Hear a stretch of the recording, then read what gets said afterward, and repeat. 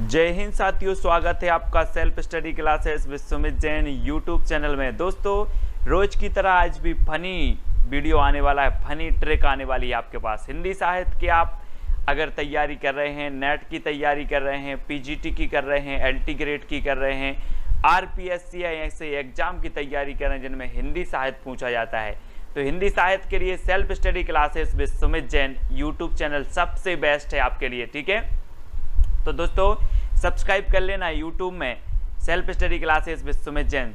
ठीक है, स्टार्ट करेंगे दोस्तों। आज हम ट्रिकी मेथड के माध्यम से आपको बहुत सारे प्रश्नों का अध्ययन करवाने वाले हैं, टेस्ट करवाने वाले हैं और साथ ही याद भी करवाने वाले हैं। ठीक है, तो सभी लोग तैयार हैं ना, बताने के लिए तैयार हैं? तो स्टार्ट करते हैं आज का ये वीडियो।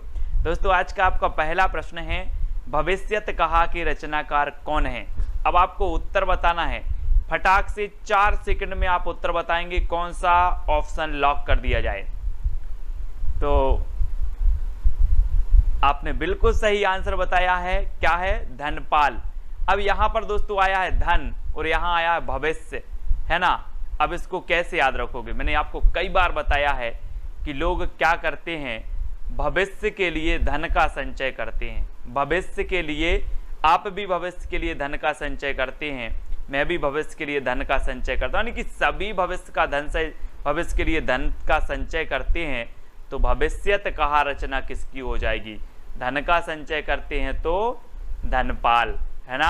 अब कभी नहीं भूलोगे आप, आपसे कभी भी पूछा जाएगा भविष्यत कहा किसकी रचना है, बोले मैं भविष्य के लिए धन का संचय करता है, यानी कि धनपाल। ठीक है, अब याद रख लेना, उक्ति व्यक्ति प्रकरण के रचनाकार कौन है?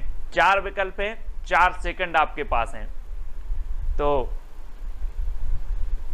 आपका बिल्कुल सही आंसर क्या हो जाएगा दोस्तों? सही बताया है आपने बिल्कुल, दामोदर शर्मा, है ना। दामोदर शर्मा से आपका कैसे याद रखोगे दोस्तों? दामोदर से आपका बनेगा दमदार। क्या कहेंगे? दमदार। और दमदार लोगों के क्या चलते रहते हैं? प्रकरण चलते रहते हैं, विभिन्न प्रकार की उक्ति व्यक्ति करते रहते हैं, तो इनके प्रकरण चलते ही रहते हैं। किनके? दमदार व्यक्तियों के। तो उक्ति व्यक्ति प्रकरण, प्रकरण किसके चल रहे? बोले दमदार व्यक्ति के चल रहे हैं। तो दामोदर शर्मा यानी विकल्प नंबर जो 2 है वो आपका बिल्कुल सही हो जाएगा। ठीक है, भूलना नहीं है। पाहुड़ दोहा के रचनाकार कौन है दोस्तों? पाहुड़ दोहा। अब पाहुड़ से आपको नहीं लग रहा कि पहाड़ की बात हो रही है, और पहाड़ की बात हो रही है तो दोस्तों पहाड़ कहाँ पाए जाते हैं? वनों में, है ना।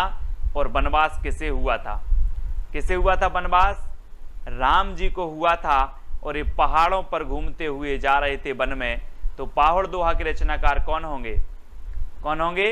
राम आएंगे तो राम सिंह, है ना। राम आएंगे, ये आ गए राम, तो राम सिंह पाहुड़ दोहा के रचनाकार हैं। अब आप कभी नहीं भूल सकते, बोले पाहुड़ दोहा जी, पहाड़ की बात कर रहे हैं तो पहाड़ पर तो राम जी गए थे, यानी कि राम सिंह। ठीक है, इस प्रकार से आएंगे। अगला बताना दोस्तों, श्राप का चार के रचनाकार कौन है? श्राप का चार। 4 सेकंड में आप अपने उत्तर का चयन करके कमेंट में लिख देंगे। और मैं आपको छोटी सी हिंट दे रहा हूं कि जब आप देव के पास जाते हैं, कोई भी देव के पास जाते हैं, भगवान के पास जाते हैं, तो आप क्या बन के जाते हो? श्रावक बन के जाते हो, सेवक बन के जाते हो कि भगवान मुझे भी सेवा का मौका दो। सेवक बन के जाते हो, श्रावक बन के जाते हो। तो श्राप का चार रचना किसकी होगी? किसकी होगी? देवसेन की, क्योंकि देव के सामने हम श्रावक बन के जाते हैं, और देवसेन आपका बिल्कुल सही हो जाएगा। और दोस्तों मैं आपको बता दूं कि जो श्राप का चार है ये हिंदी की प्रथम रचना मानी जाती है ना। 933 ईस्वी इसका रचना काल माना जाता है। ठीक है, सभी लोग याद रखेंगे। और देवसेन की हमने याद कर ली, श्राप का चार, दामोदर शर्मा की उक्ति व्यक्ति प्रकरण, सरहपा की दोहा कोश।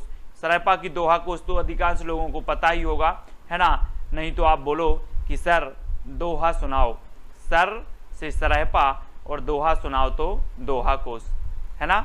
और राम सिंह की पाहुड़ दोहा, ये तो आपको याद है। नेक्स्ट है वर्ण रत्नाकर के रचनाकार कौन है दोस्तों? मैंने आपको कई बार याद करवाया है कि वर्ण रत्नाकर, यानी कि आपको वर्ण की बात हुई है तो वर्ण जो होते ना, अपने अनार का, आम का अपने पढ़े होंगे अपन हिंदी साहित्य वाले, है ना।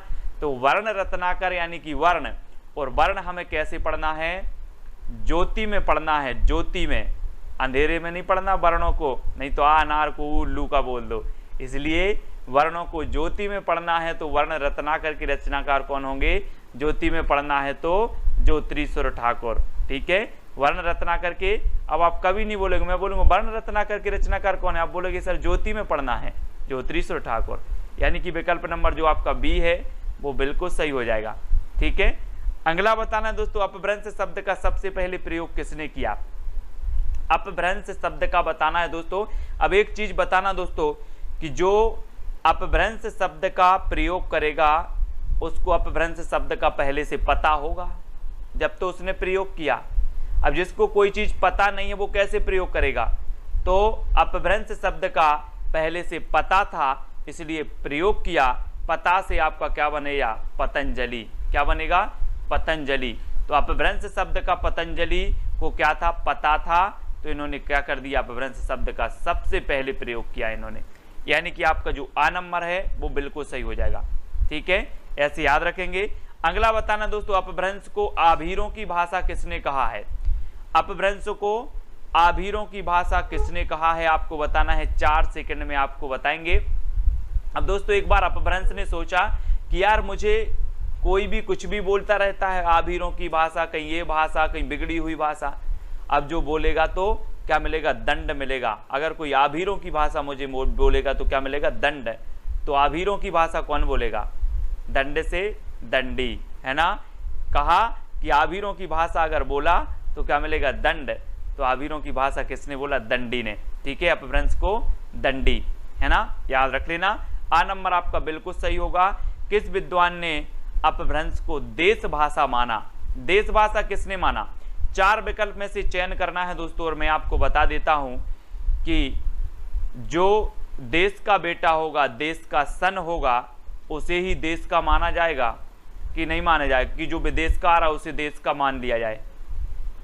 जो देश में पैदा हुआ होगा, जो देश का सन होगा, जो देश का बेटा होगा, उसे ही देश का कहेंगे। तो अपभ्रंश को देश भाषा जो कहा है, इन्होंने सोचा कि यार ये तो हमारे ही सन है ना, यहीं उत्पन्न हुआ है। तो सन मतलब ग्रियर्सन, है ना, ग्रियर्सन। इन्होंने देश भाषा कहा है कि अपभ्रंश की जन्म यहीं हुआ है। कहाँ हुआ है, यहीं हुआ है, इसलिए क्या है, देश भाषा है। ये यहीं की क्या है, सन है, सन।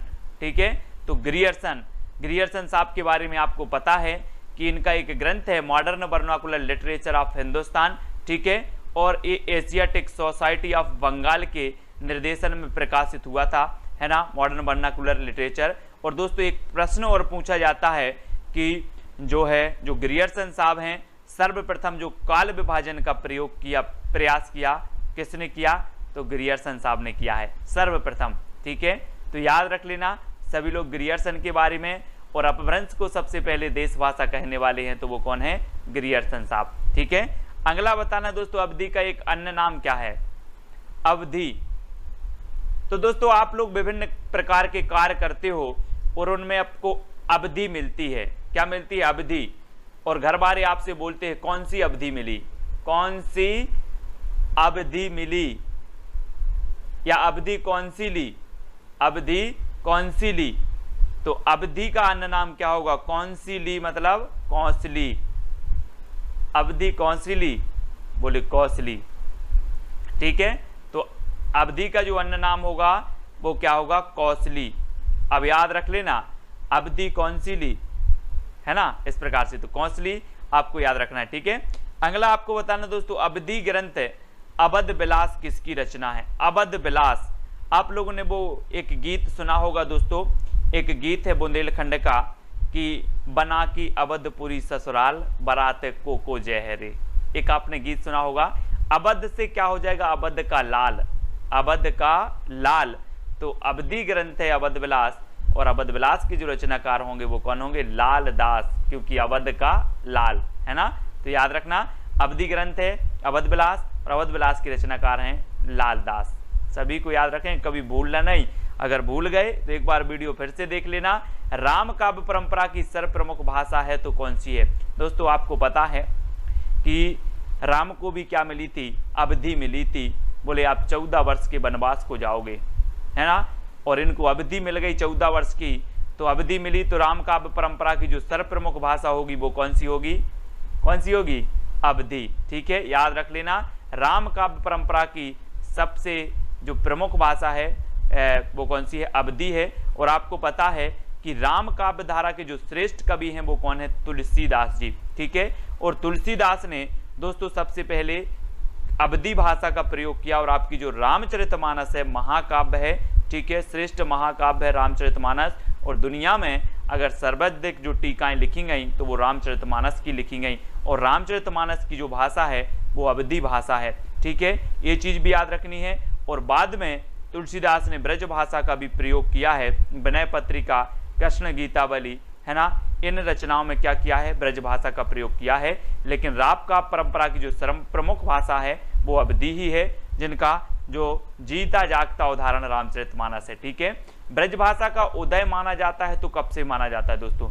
अब आप लोग कहते हैं कि हमें ब्रज जाना है, कन्हैया की जन्मभूमि जाना है, कन्हैया जी के दर्शन करने जाने हैं, इस प्रकार से बोलते ना, है ना।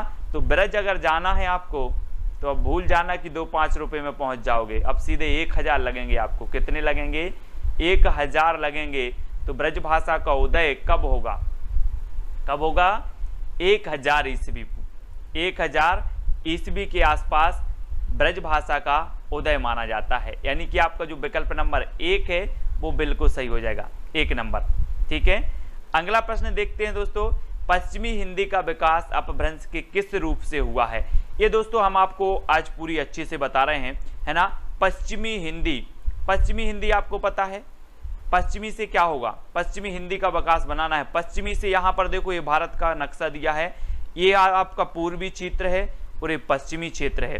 और पश्चिमी क्षेत्र में कौन सा आता है? गुजरात। और गुजरात में आपको पता है शेर बहुत हैं, शेर बहुत हैं। पश्चिमी राज्य है गुजरात और गुजरात में शेर बहुत हैं। तो पश्चिमी हिंदी का जो विकास माना जाएगा वो कैसे माना जाएगा? शेर से सौर सैनी, है ना, सौर सैनी अपभ्रंश से कौन सी निकली?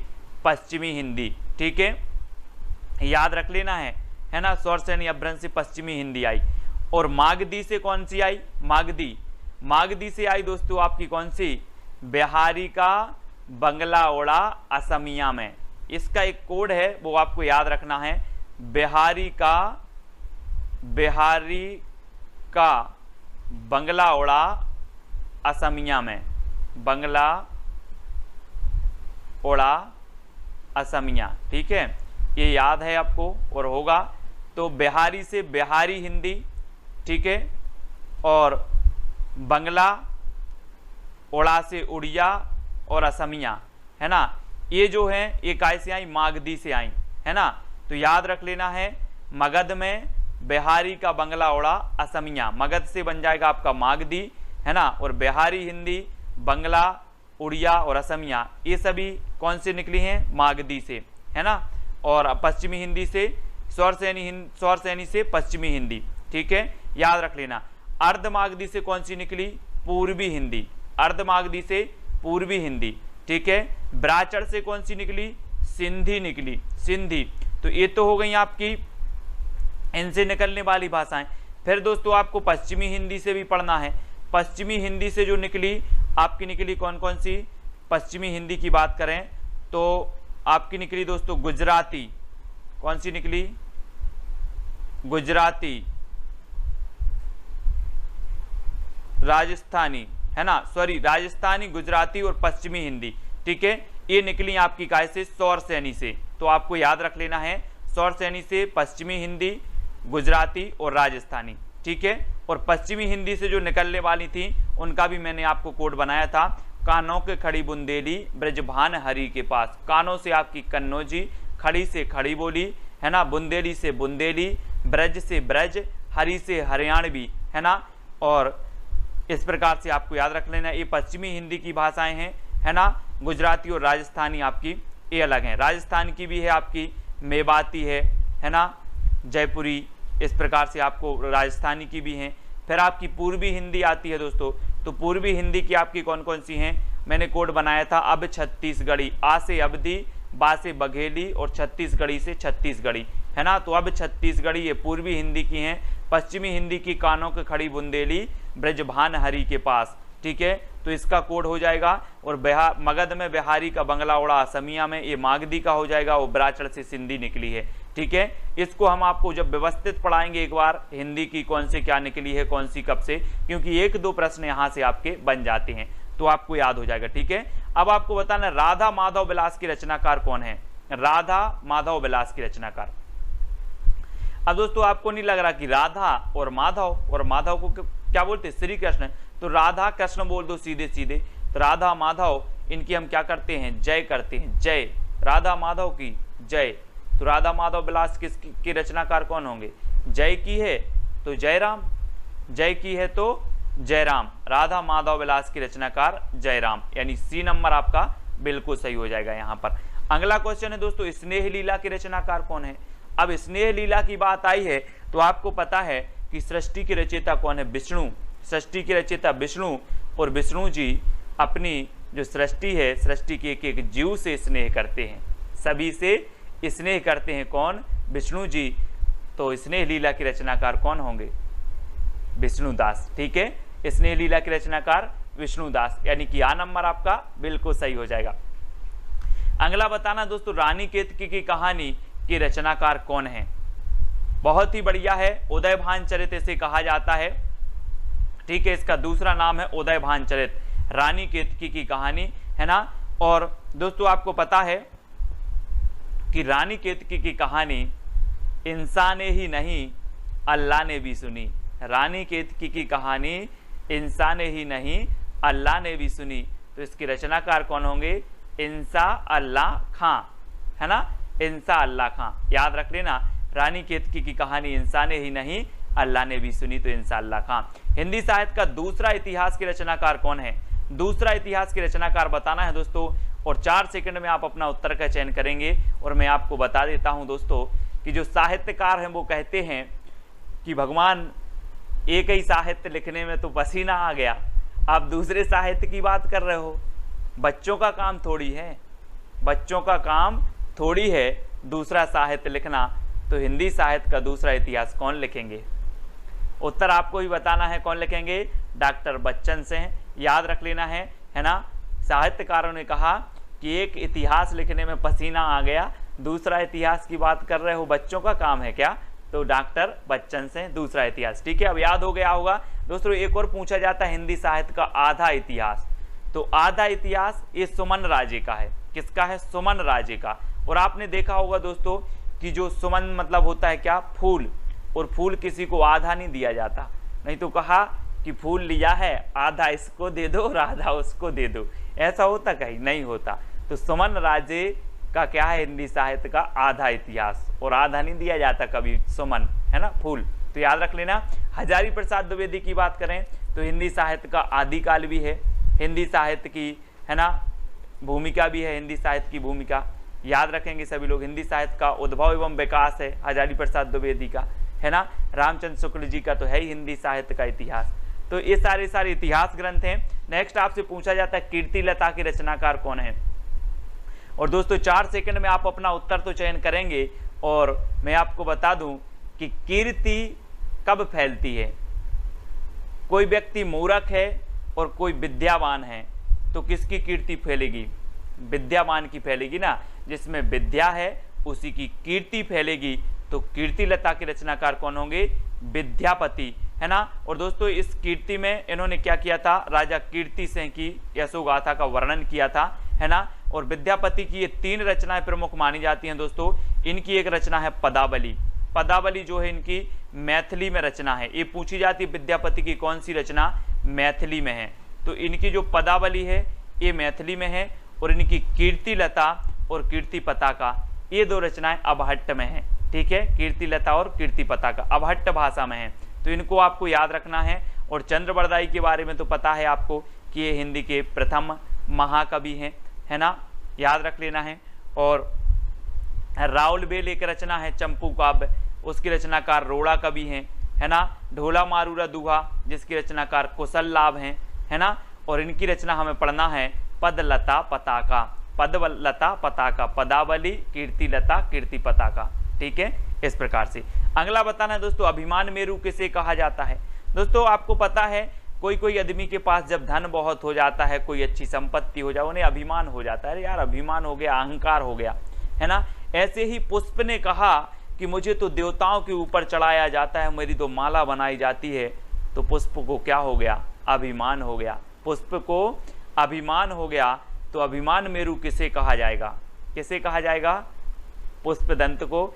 पुष्पदंत ने दोस्तों अपने आप को अभिमान मेरु का। ऐसा भी क्वेश्चन आता है निम्न में से बताइए कौन सा कवि अपने आप को, कौन से कवि ने अपने आप को अभिमान मेरु की उपाधि दी थी, तो पुष्पदंत है ना। इनका एक आपने पढ़ा होगा महापुराण, महापुराण ग्रंथ है पुष्पदंत जी का, बहुत ही श्रेष्ठ है पुष्पदंत जी का महापुराण, है ना। तो इन्होंने अभिमान मेरु कहा था, ऐसे ही पुष्प को भी अभिमान हो गया, इस प्रकार से याद रख लेंगे, है ना। तो आ नंबर आपका बिल्कुल सही होगा। कुमारपाल प्रतिबोध के रचनाकार कौन है, कुमारपाल प्रतिबोध। अब 4 विकल्प हैं, 2 सेकंड आपके पास हैं, और आपको पता है दोस्तों कुमार आ रहा है यहाँ पर, कुमार। तो आजकल के जो कुमारे लड़का रहते, कुमारे लड़का, है ना, आजकल के जो कुमार हैं वो सोमरस का प्रयोग बहुत कर रहे हैं। काय का प्रयोग कर रहे हैं, सोमरस। सोमरस आप लोग समझते होंगे, और सोमरस का प्रयोग कर रहे हैं। तो कुमारपाल प्रतिबोध के रचयिता कौन होंगे, कौन होंगे, सोमप्रभ सूरी, है ना। क्योंकि कुमार लोग सोमरस का प्रयोग कर रहे हैं, इसलिए कुमारपाल प्रतिबोध के रचनाकार सोमप्रभ सूरी, यानी विकल्प नंबर आपका ए जो है वो बिल्कुल सही हो जाएगा। ठीक है, ये अपभ्रंश के व्याकरणाचार्य हैं हेमचंद्र जी, है ना। देवसेन की रचना श्रापकाचार है, धनपाल की रचना भविष्यत कहा है, जिनको अपन ने याद भी किया है।